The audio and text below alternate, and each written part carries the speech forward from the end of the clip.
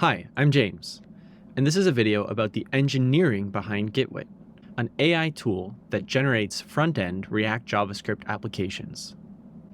This is Gitwit, but when we made Gitwit, we had a problem. It was very hard to measure whether any changes to our agents resulted in better code or worse code, and that's why we developed our own evaluation framework.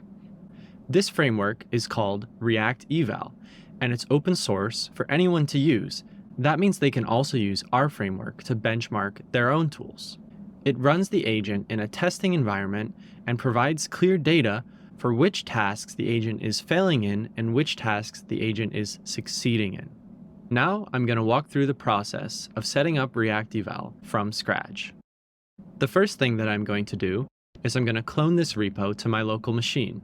Then I'm going to install E2B. We use E2B because it allows us to run many testing environments in parallel without using up the computing resources of my local machine. So now I'm using the E2B auth login command to sign in to my E2B account. For the next part, you'll need an OpenAI API key and your E2B API key.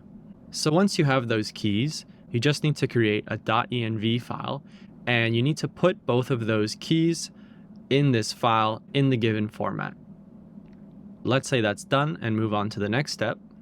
ReactEval stores input tasks in JSON files in the evals directory. We'll use the default set, which is just called React.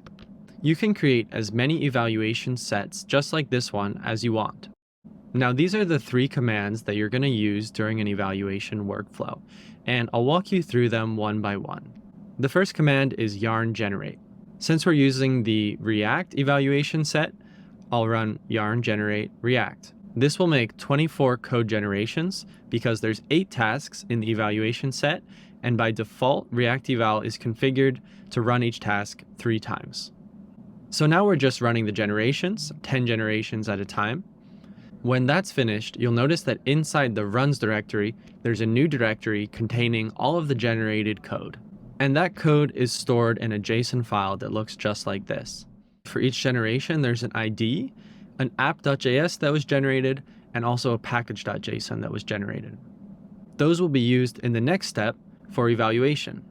So to start the evaluation, I'm running yarn evaluate, and then the ID of the run that was just created when we ran generate. So right now, 20 sandboxes are being created concurrently on the E2B platform.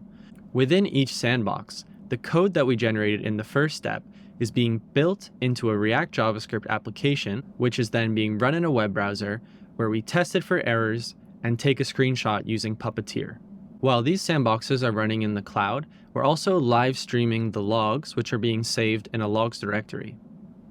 Each evaluation takes a few minutes, but now the first evaluations are starting to finish. Even though not all the evaluations are finished, we can already view some of the results. To do that, we type yarn view and then the ID of the run. So now here in the browser, we see a broad overview of the results of the evaluation. So far, we have a 75% success rate, which means 75% of the apps ran without any errors. We can also see the individual success rate by task. For this one task, we have 100% success rate, and for this one, we had 0%.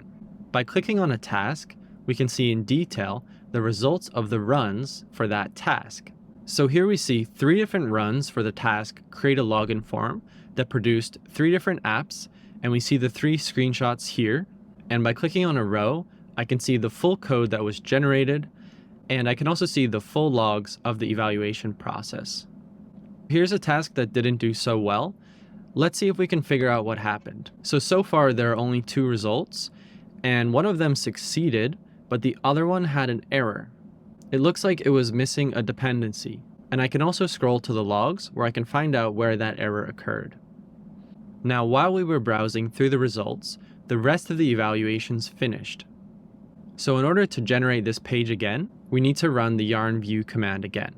And now we'll see that instead of 20 requests, there are 24 requests in the summary, which is the total amount that we expected. Building a framework like this required some engineering effort, but the experiments that we've been able to do have been really worthwhile and fun. We're making it open source because we believe it will be valuable for anyone creating front-end code generation tools, and we really look forward to your feedback.